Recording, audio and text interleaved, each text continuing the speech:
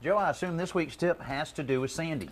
It does, not so much with the task of actually sanding, but with storing sandpaper and making it easy to find. Okay. As you know, in the workshop, you have lots of different sanders, and they take all different sizes and grits of paper. So I found an easy way to organize it is through this expandable folder that I bought at a office supply store. It's for filing different pieces of paper, and then I used little manila folders, and I just labeled it and put this is quarter sheets of 80 grit, and then you can just put it right in there. It makes it really easy to not only find, because they're all labeled, but you can keep it separated and neat, nice and flat. Well, that must work really well to keep it flat, because if you try to, put some sandpaper up on the shelf, it'll curl up. Right, the humidity makes it curl. Yeah, exactly. That's a great And idea. you can see this one only costs a few dollars. You can hold up to like 30 or 32 different folders, and I actually have a couple extra ones back here that are blank that I'll just fill in as I need it. I also see one there for tool manuals. That's real handy, because you're always misplacing those things. Right. Tool manuals. You can also use it for plans, project plans, or magazine articles that you've saved. Just slip them right in there.